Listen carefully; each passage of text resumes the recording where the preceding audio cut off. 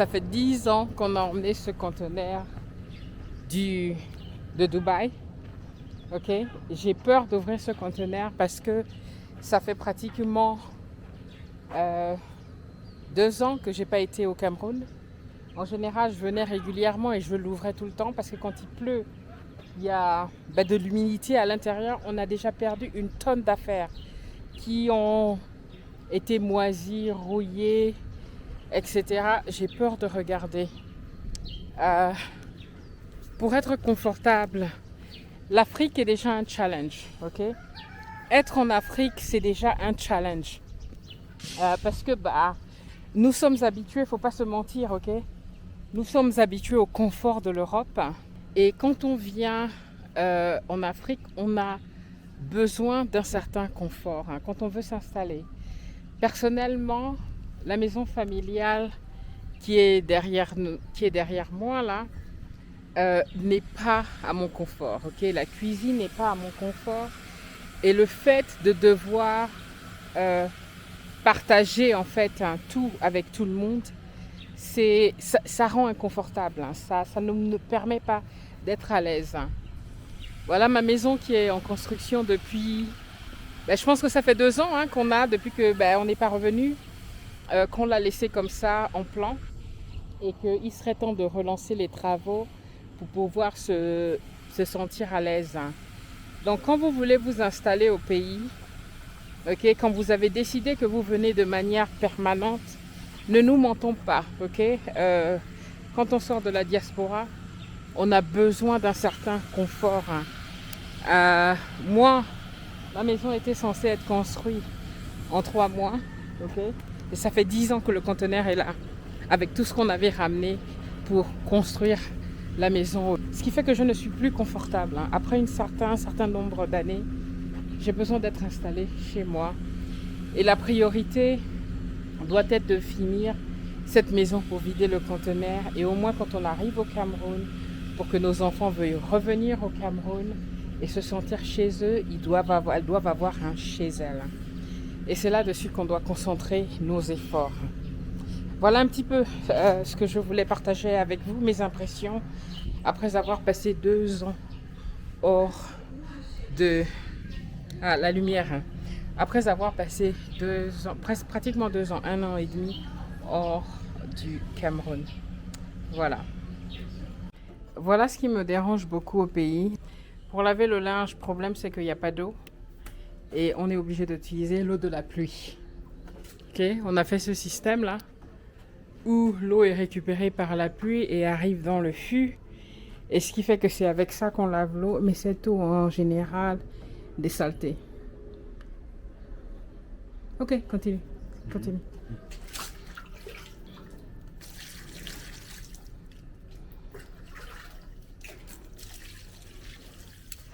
Voilà ce qui me dérange beaucoup quand je suis au pays. C'est la qualité de vie en fait. Euh, si vous devez vous installer pour essayer de vivre confortablement, il faut faire un forage d'office pour pouvoir avoir de l'eau propre qui sort. Sinon, vous vous retrouvez à vivre comme si vous étiez au village, en ville, à récupérer l'eau de la pluie qui n'est pas souvent propre. Ok. Et, et donc voilà, l'eau à Yaoundé coule très difficilement. Pareil pour l'électricité. La réalité, c'est qu'on part de Dubaï avec plein de rêves et sans trop de préparation parce que ce qui se passe en 2014, fin 2014, quand on déménage au Cameroun, c'est que la compagnie de mon mari euh, licencie plusieurs personnes à Dubaï et du jour au lendemain, on doit partir de Dubaï. Donc, nous, on avait prévu d'être à Dubaï pendant une longue période, un peu comme quand on était à Bahreïn pendant 4 ans et demi. Et là, en un an, il fallait partir et c'était en plein milieu d'année, d'où les enfants ont dû répéter des classes, etc. Et donc, mon mari me dit, écoute, puisqu'on se retrouve comme ça et qu'on doit partir et on n'a rien préparé en fait, pourquoi ne pas partir au Cameroun et lancer donc les projets qu'on avait au Cameroun. Donc, on remplit ce conteneur de 40 pieds. Il y avait aussi la voiture dedans. On avait une voiture à l'intérieur. Et puis le reste des 20 pieds, c'était toute une maison qu'on avait achetée. Bon, on avait déjà nos meubles, hein, qu'on avait les lits, tables, fournitures, enfin chaises, etc., etc. Et on a acheté pas mal de choses pour que quand on arrive, en 3 mois, on construit notre maison. Donc, on avait acheté des carreaux, peinture, une cuisine complètement équipée avec du gros marbre qui s'est complètement brisé quand on est arrivé. Il est en 1000 morceaux. Je crois même pas que je peux trouver une photo. Parce qu'on a dû le balancer et puis après, c'est devenu je sais pas quoi. Euh, et donc, je vous montre ça, c'est mon intimité. Ok, je vous montre ça euh, pour que ça puisse vous servir de leçon. Ok. Et que souvent, on a des projets, mais la réalité, quand on arrive sur place en Afrique, on a toute une dimension, comment dire, il ne s'agit plus de nous individuels que nous sommes en Occident ou aux États-Unis ou peu importe où on est dans la diaspora. Dans les pays où on pense plus en individualiste, ok? Où on pense à toi, ta famille, c'est-à-dire ton mari, tes enfants, ou ta femme, tes enfants, donc la famille nucléaire, d'accord? Sauf que quand on arrive en Afrique, on a une dimension plurielle, ok? On parle plus en communauté. On pense plus en communauté, on pense plus pour le bien commun dans le sens où on fait les choses pour la communauté également, pour la grande famille, et non pas seulement pour la famille nucléaire. Et c'est juste, je pense que quelque chose qu'on n'avait pas pris en compte, parce que quand on est arrivé, on a fait énormément de changements dans la maison de familiale, hein. On avait retapé la cuisine complètement, on a retapé les endroits où nous on habitait, on a mis une barrière naturelle, on a fait énormément de choses, on a mis un château d'eau, etc. pour être sûr que, bon, quand la SNEC, hein, ou Camwater, là, envoie de l'eau, ça remplit le château d'eau et puis ça permet d'avoir l'eau pendant euh, les jours où il y a des coupures d'eau. Et ça a bien marché le temps qu'on était installé à plein temps avec les enfants, sauf qu'après, une fois qu'on est parti, le maintien n'était plus le même, donc ça a arrêté de fonctionner. Donc, c'est juste pour... Moi, je partage tous ces trucs-là avec vous pour vous dire, le retour en Afrique, on rencontre beaucoup de challenges, ok? Ce n'est pas impossible, ce n'est pas... Il y a des personnes qui s'en sortent très très bien. Certainement que nous, on a rencontré aussi d'autres dimensions qui n'étaient pas prévues. Parce que plutôt que de construire à Yaoundé, on a fait le choix de construire au village pour le bien de la famille. Parce qu'au village, c'est là tout se passe, les mariages, les deuils, etc. Et notre famille n'avait pas de maison au village. Donc on a pris cette décision de d'abord mettre la maison au village, parce que cette maison qui est au village devait être la maison de Yaoundé. Et on s'est dit un peu plus tard, on va faire la maison de Yaoundé, c'est pas un problème. Sauf que on était dans la plantation, on s'est dit, mettons l'argent dans la plantation, et quand l'argent sortira de la plantation, on aura suffisamment d'investissement, suffisamment de revenus, de profits pour enfin entamer la maison de Yaoundé. Sauf qu'entre-temps, la pandémie est venue, plein de choses est arrivé, on a perdu tout l'argent qu'on avait investi dans la plantation et la maison de Yaoundé ne s'est jamais faite. Donc d'où le conteneur 10 ans, 2026, aujourd'hui c'est 11 ans, hein. Le conteneur est là. À chaque fois que je suis à Yaoundé, ça me fait beaucoup de mal au cœur parce que j'ouvre, il y a toute ma vie dedans. Il y a les souvenirs de mes enfants, et plein de trucs sont détruits, sont pourris, sont moisis, parce que la vie est arrivée en fait. Et entre-temps, quand on a tout perdu au Cameroun dans l'agriculture, il fallait qu'on rentre. Okay, on ne peut pas vivre au Cameroun si on n'a pas de revenus. Il fallait qu'on rentre en Angleterre pour se reconstruire, faire une santé financière, et puis pour nos enfants également, qui ne pouvaient pas poursuivre leurs études au Cameroun pour des études supérieures, etc. Et donc, on est rentré en Angleterre pour qu'elles puissent finir leurs études. Et là, on est en train de repartir. Donc, pour vous dire, c'est tout un cheminement, ok? Parce que quand je partage mes épopées d'Afrique, là... Ah, mais depuis 2008, parce qu'on a acheté le terrain en 2008, n'est-ce pas? Depuis 2008, vous n'avez toujours pas réussi le retour au pays. C'est pas aussi évident que ça. Il y a plusieurs dimensions que s'il faut commencer à rentrer dedans, ça va être compliqué. Mais moi, ce que j'aime beaucoup, ce que je vois beaucoup, il y a beaucoup de jeunes là qui ont 20 ans, 30 ans, qui ont des ambitions plein la tête et surtout qui ont compris beaucoup de choses que nous, on n'avait pas compris à 40 ans quand on est parti en Afrique. Ok. Euh, voilà, donc aujourd'hui, on paie les pots cassés, mais on se, on se rattrape. Ok. Ce qui est bien, c'est qu'on évolue tout le temps, on apprend, on devient meilleur.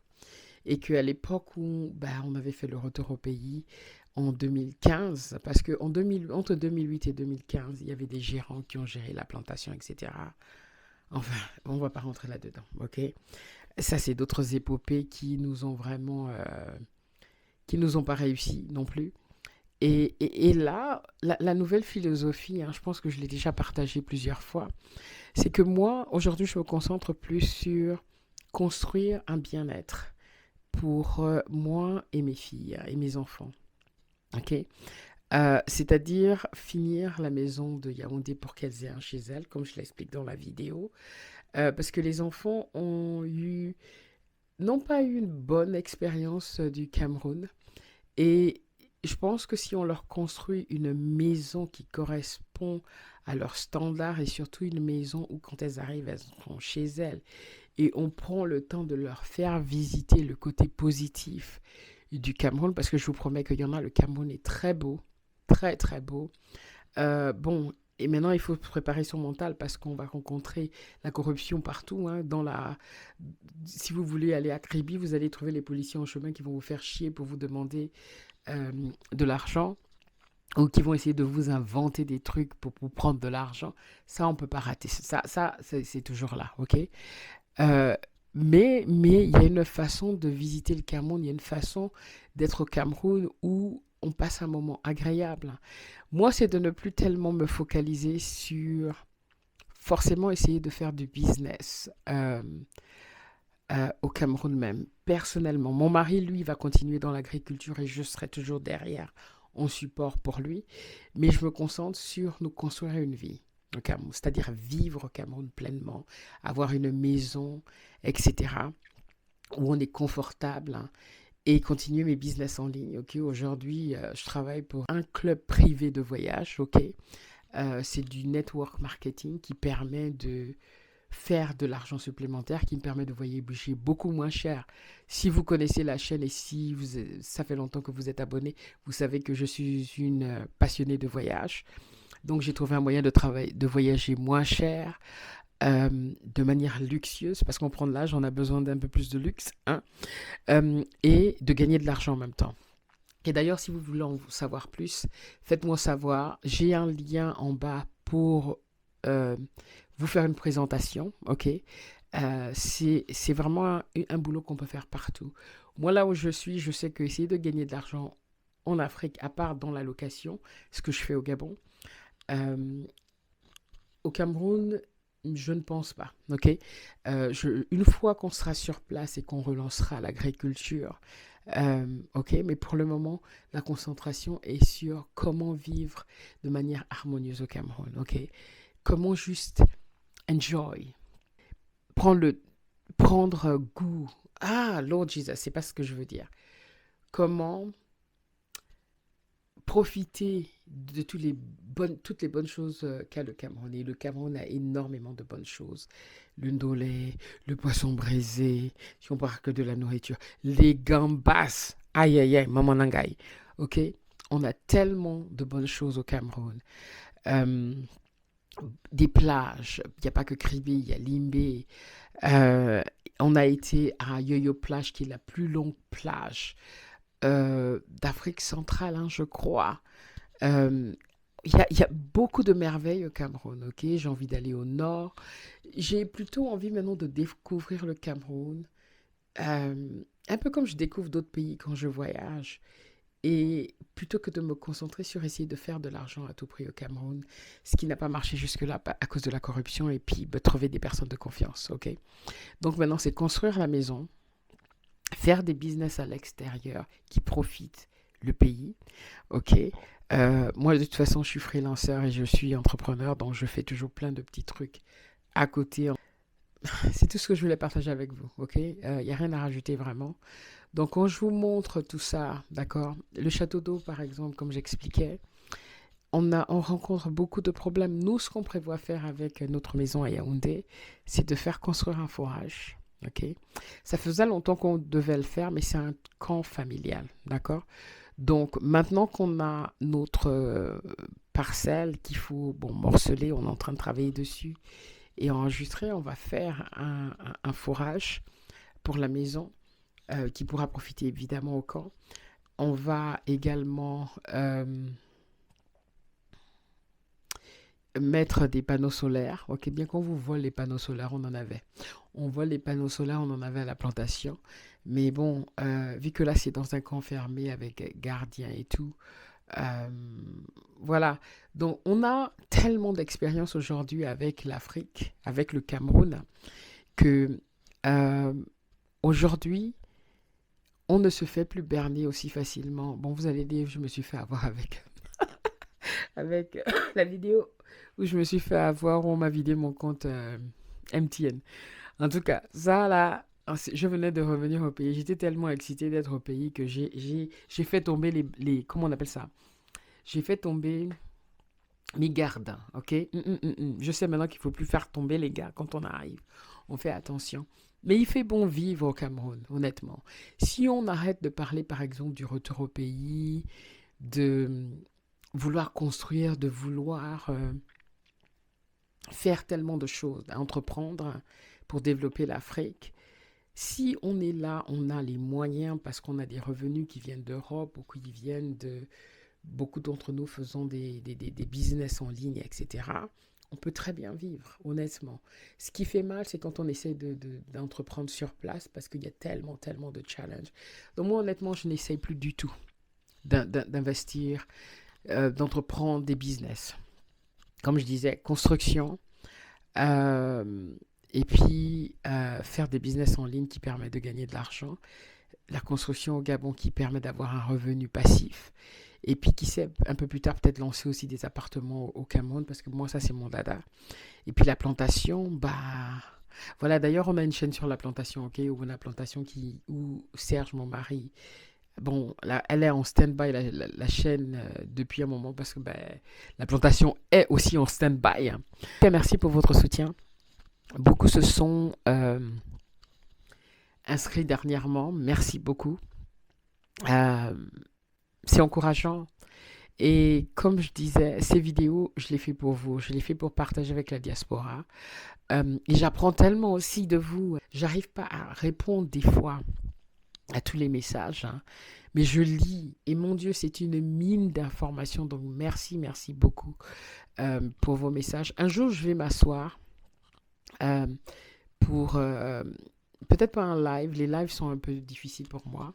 Mais je ferai une vidéo réponse. Il y a beaucoup, beaucoup de questions qui m'ont été posées. Il faudrait que je prenne question par question et puis faire une autre vidéo réponse. Voilà. Ok, famille. Bah écoutez, j'espère que cette petite vidéo vous a plu. J'ai vu que vous avez beaucoup aimé la vidéo avec Karine. Alors par contre, la vidéo avec Karine... pardon. On devait faire une vidéo le jour d'après, on avait emmené tout son matériel et tout parce qu'elle fait un business qu'on voulait partager sur la chaîne. Mais malheureusement, comme l'Afrique, Karine fait partie de ma belle famille. Hein. Et on, on, a, on devait filmer, mais le temps nous a rattrapés. On était au village et en tant que femme du village, on nous a appelés au fourneau. Du coup, et puis les bruits au village entre les bruits au village, on n'a pas pu faire la deuxième vidéo. Donc je me suis dit, soit on le fait en visio, ok, à distance, hein, mais je trouve que c'est plus sympa sur place. Hein. Donc du coup, la prochaine fois que je suis au Cameroun, je ferai la vidéo numéro 2 avec Karine, on n'a pas pu la faire. Mais j'ai d'autres petites interviews comme ça qui vont arriver, que j'ai faites au Cameroun, qui j'espère vont vous plaire. Hein. Bah écoutez, voilà. Bah écoutez, comment dire?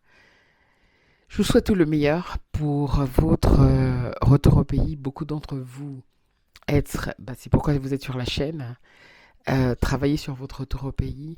Prenez les choses tranquillement, simplement. Ne prenez plus les choses tellement au sérieux dans le sens où on se fait violence. Non, faites les choses doucement. Ok. Euh, Prenez l'exemple de Karine, hein, qui est une jeune femme qui arrive au Cameroun et qui, après 15 ans, ok, en Angleterre a gagné plus de 3 000 euros, arrive et puis gagne 80 000 et elle s'est refait une vie au rythme du pays. C'est pas pour tout le monde, je comprends. C'est pas pour tout le monde, d'accord? Mais il y a plusieurs options. Et c'est pas seulement tout ce qu'on nous dit en ligne. C'est pas seulement les vavavoum grosses voitures, maison avec piscine. Si c'est ça que tu veux à tout prix, fais. Ok, fais-toi violence et arrive à faire ça, d'accord? Mais il y a d'autres façons. Et quand on revient au pays, bah voilà. D'ailleurs, je vous montre l'endroit modeste où je vis. Ok. Euh, Pour il y en a, je sais, il y a quelqu'un qui m'avait insulté que on est pauvre, je sais pas trop quoi. Quelqu'un m'avait envoyé un message, mais vraiment du style, voilà, vous vivez comme des, vous avez vécu en Europe et puis regardez où vous vivez. Ok, chacun son truc. D'accord. Moi, j'investis plus dans les expériences. Aujourd'hui, je pense que mes voyages m'enrichissent énormément et l'Afrique, c'est seulement la maison aujourd'hui. Ok, l'Afrique, c'est rentrer à la maison. C'est plus tellement je rentre pour me faire du fric et être riche. Ok? Voilà, parce que si on veut se servir de Maman Africa va nous montrer que, ah, d'accord, mon enfant. Donc tu ne viens pas pour moi parce que tu m'aimes, tu viens parce que tu veux piller mes terres comme les colons l'ont fait. En tout cas, je ferme ma bouche.